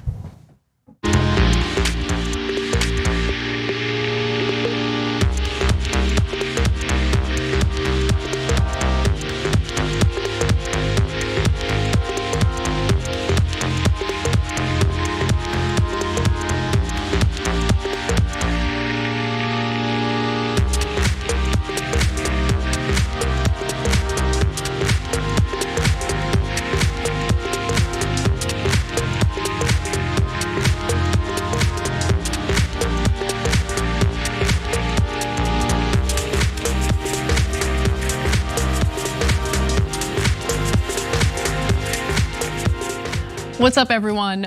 Camp Corona Dad totally nails it in our members section in regard to the last story we did about Kyrie Irving.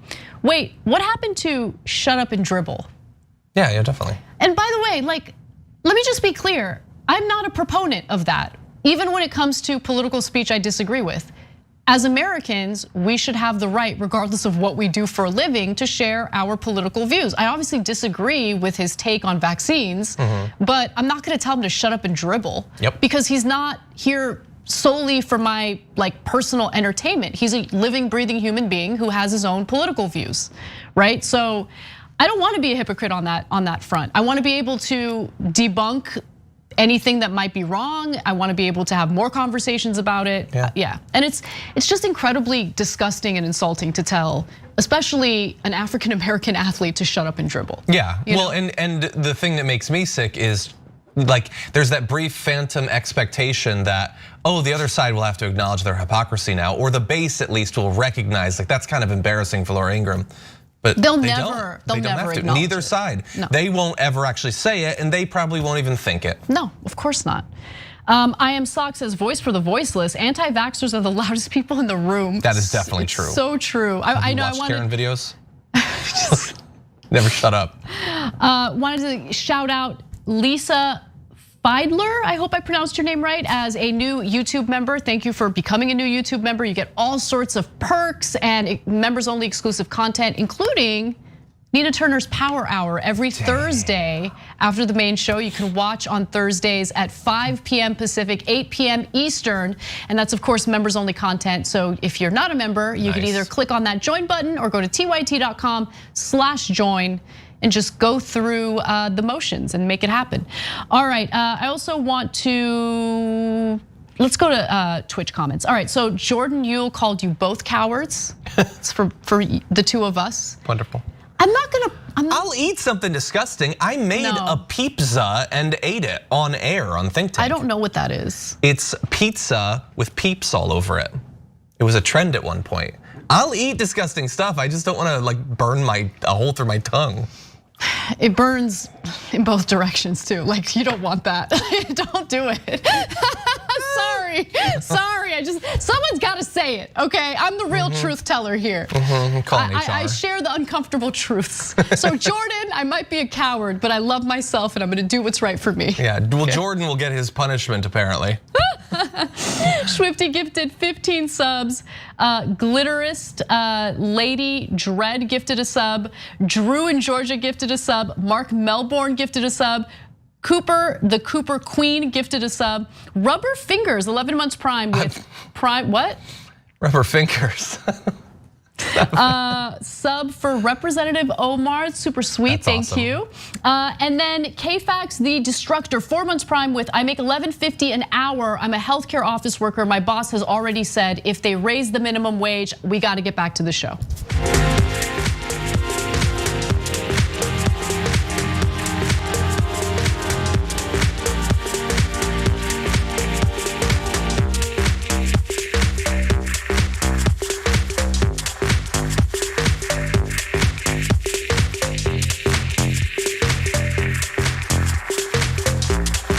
What's up, everyone? Welcome back. I wanted to read a quick comment from one of our Twitch audience members, KFAX the Destructor, who wrote it and said, I make $11.50 an hour. I'm a healthcare office worker. My boss has already said, if they raise the minimum wage, they will eliminate my position entirely and divide my work between the remaining office workers, none of whom even make $15 an hour. Yeah, I mean, we certainly saw that happen following the passage of the Affordable Care Act, which mandated that employers must provide health care to their full-time employees. But if you write the legislation in a way that ensures that there are no loopholes, then these companies can't skirt the loopholes, Yeah, and also at least in terms of, there's been a lot of pushback against local and state raises to the minimum wage, saying it will cut employment, and studies basically never show that that actually pans out. Bingo. It's not to say that no one will ever lose their job, and if you do, that's terrible for you, clearly. But that's used to stop it from happening in the first place. Yeah, and I would call your employer's bluff, to be honest. Like, it might be a way of basically intimidating you and intimidating workers from demanding more. Workers have the leverage right now, so use it. Definitely use it. All right, let's move on to this fascinating story about a man who has a lot of self-esteem, a lot of confidence, but sometimes it doesn't work out for you. So, a Capitol rioter decided to represent himself in court. This was during a bond hearing, and it did not go so well. Turns out that lawyers go through a whole schooling and licensing process that's difficult for a reason. So you should consider that when you want to represent yourself in court. Now, Brandon Fellows, facing 1 felony charge for allegedly breaking into the US Capitol and smoking marijuana in Senator Jeff Merkley's office, was put on pretrial release until US District Judge Trevor McFadden ordered him back into custody after he left obscene voicemails for his pretrial service officer and called the officer's mother. Oh my God. He also missed his court-ordered mental health evaluation. And yet, I still think I know how it would have gone. Despite missing it. Yeah, like that kind of stuff doesn't usually bode well when you're facing charges. And so he wasn't happy with how things turned out. So Fellows decided he wanted to represent himself in court despite the judge warning him not to do it. The judge is like, look, I'm looking out for you, homie. Don't represent yourself in court. It's not gonna work out well. In fact, the judge said this: I'm at a loss as to how to advise Mr. Fellows. I've never seen a defendant take a stand in a bond review hearing, and I think there are good reasons for that. Any statements you say now could be used against you at trial. I don't know what you intend to say, and it sounds like the attorneys aren't sure either. So Fellows not only ignored the judge, but also tried to have him removed. The judge? Fellows that's a power to have move. The judge removed. I like it. No, I mean, you walk into the courtroom, you move around the furniture, you get rid of the judge. That's what you do. Establish dominance. How does someone build that amount of confidence in themselves? Yeah. How? He needs to be a life coach. Is he No, white? don't be a life coach, Fellows. Don't be a life coach. But really, I mean, he was told by the president of the United States, you're very special people. That's a confidence booster. Totally. The president loves him. Whereas Joe Biden tells us, give me a break, right? Like, it's amazing. Now, Fellows told a tale like this. Now, we have the bond hearing, right? He spoke for 2 hours. Oh my God. During those 2 hours, he admitted to 2 more federal felonies. Let me tell you how that happened. So Fellows told a tale that went from a constitutional lawyer telling him to wrap his phone in tinfoil to a book report he wrote in high school. I mean, the guy feels so good about himself that he's like talking about his book report from high school the way Al Bundy talked about his high school football career. It's amazing. It's inspirational. It really is. Assistant attorney Mona First got Fellows to admit under oath that he had climbed into the Capitol through a broken window, that he had used the previous judge's wife's contact to try to get him removed from the case, and that he had missed court-ordered mental health and drug testing appointments. And so, yeah. Since when is being honest a bad thing in America? He should be rewarded, John, right? He should be rewarded. He should be a congressman, and he likely will be at some point. That second part, I agree with. At some point, he will be. I'm glad, for personal reasons, that this just happened. I recently watched A Few Good Men for the first time ever. And I don't want to spoil it or whatever, but it came out like 45 years ago. In the climactic scene, lawyer. Was it about Congress? Like no, it's about like the title for Congress. A Few Good Men. There's a couple. It's mostly women, actually. Yeah, it's so true. The climax is that the lawyer gets the guy on the stand to admit that he actually did it. And it's good, it's emotional, but like, would they really do that under oath? Would you admit to a crime? Thank you, Rando, for supporting the narrative of this classic film. Look, I now buy it. Okay, now let's get serious. Obviously, they wanted him to undergo a mental health evaluation because something seems off. I believe in justice. I believe that he should go through a mental health evaluation, and that should weigh into whatever his sentencing ends up being. He made awful decisions, but I do believe in fairness in our justice system. So, let's just keep all of that in mind. With that said, the judge had the last words in this case. You are charged with a federal felony. This is not a community college where you get pats on the back. You've admitted to incredible lapses of judgment here on the stand, not least of which was seeking to disqualify a New York State judge. You've engaged in a pattern of behaviors that shows contempt for the criminal justice system, and I just have no confidence that you will follow my orders if I release you. So he obviously will not be released on bond, and I think that's probably for the best. But with that said, he should go through the mental health evaluation and see what's going on here. Totally, and there should be legal consequences. He crawled in through a window. He wasn't a tourist. He wasn't standing between the stanchions or whatever. He knew what he was doing. That said, the only small thing is, I would need more context, but I don't think necessarily trying to get the judge off the case is like a huge disqualifying thing. If you think that a judge is biased against you, sure, yeah. Yeah, of course. I mean, you can. A lot of judges suck. And are biased. No, you're right about that. And you can petition to have your case moved to a different court and all of that. That's not what happened here. It seems like he did it through illegal means, and that's what the problem is. But look, to his credit, he seems to have learned a lesson. He has expressed some remorse. He says, "I thought it was a stupid decision." Brandon Fellows said of his decision to represent himself. He admitted that he had mistakenly prepared for an evidentiary hearing, not a bond hearing. I think we should call that bluff and hold an evidentiary hearing. I want to see what he has for that, because apparently he's well prepared. Don't represent yourself. This ain't TV. This is literally not Married with Children, and you could go to jail. Yeah, that's what's happening to him. Yeah. All right, well, let's talk about religion in America. All right, so the Rod of Iron Ministries is surprisingly not a porno. It's an actual church that worships MAGA and assault weapons. Let me give you more details about this. So a pro-Trump religious sect that embraces AR-15s in ceremonies, the Rod of Iron Ministries, also known as the World of Peace and Unification Sanctuary, is run by Pastor Hung Jin Sean Moon, a conspiracy theorist who proclaims that his followers are at war with the deep state. Okay, so they're at war with the deep state. They're also known as the World of Peace and Unification Sanctuary.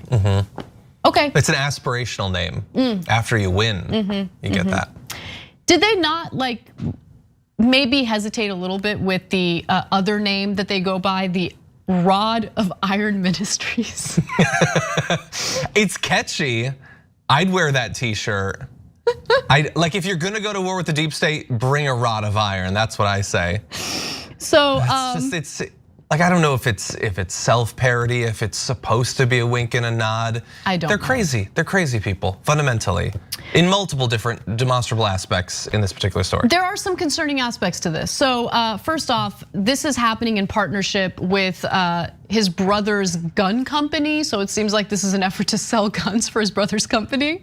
The two groups hosted their annual Freedom Festival, a 3-day event celebrating freedom, faith, and family. But that's not all they were celebrating. There also are presentations from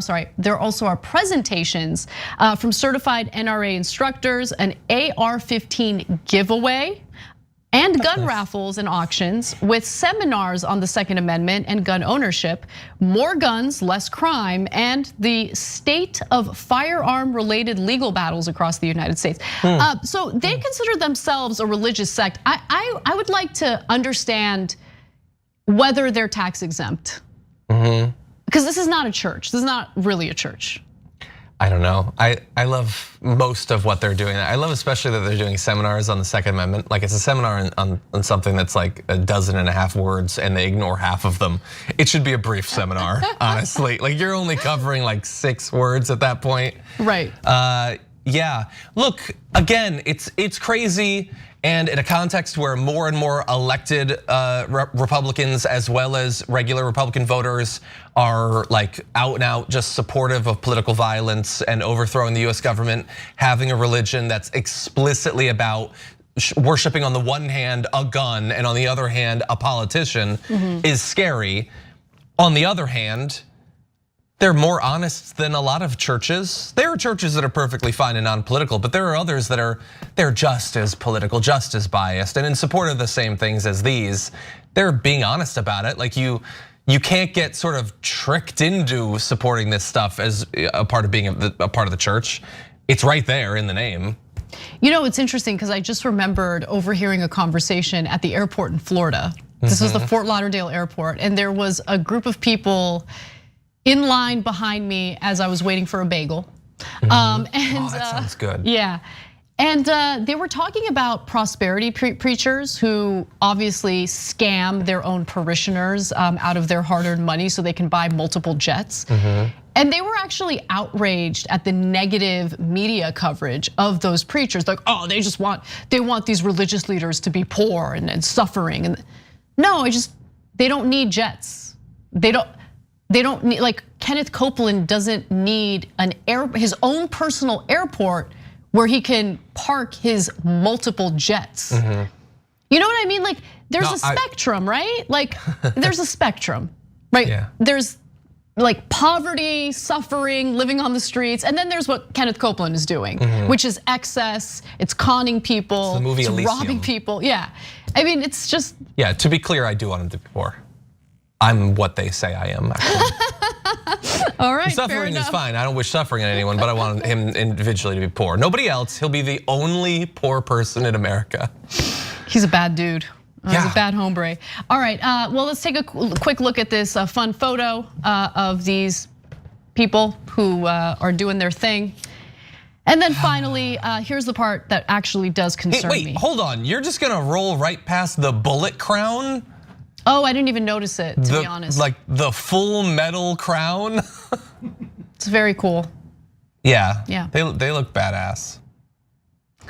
Imagine worshiping guns that much. Like I think they're cool, but I don't worship them. I don't. Yeah, like I'm not. I know I'm a weird lefty in that I kind of like guns or whatever, but I also think they should be regulated way more. I think they should be regulated. I don't think they should be banned. I think they should be regulated. I've been clear on my stance, so it's not like I'm one of these like extremists and wanting to do away with guns. But at the same time, like I don't understand the weird love affair / obsession with guns. Like the things that I love the most, I'm not that obsessive about. I get it.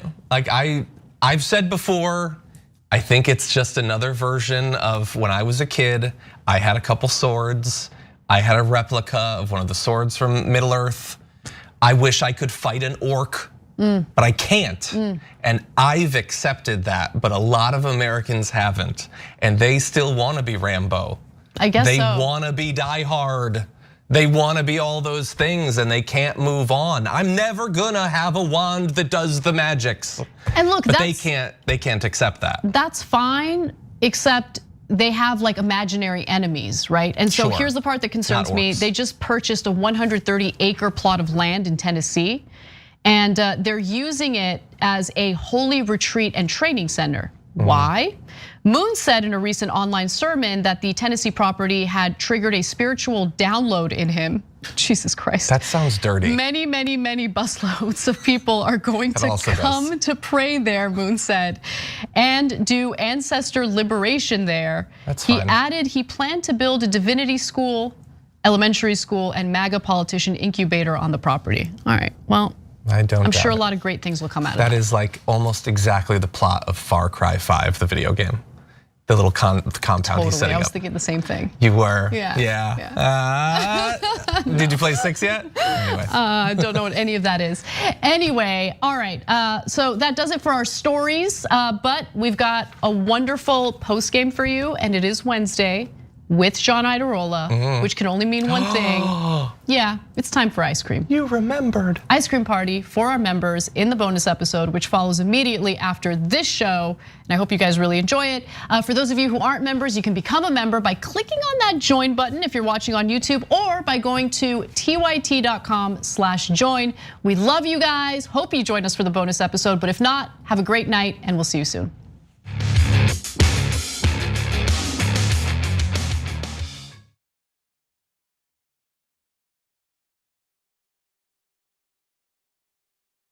So a lot of progressive office holders are doing something fun. I like fun. They're doing the last 2 years in 2 minutes. Okay, we're gonna try it here. First, I wanna let you guys know about the years before that. Hey, remember we started the Just Democrats here on the Young Turks. It was officially launched on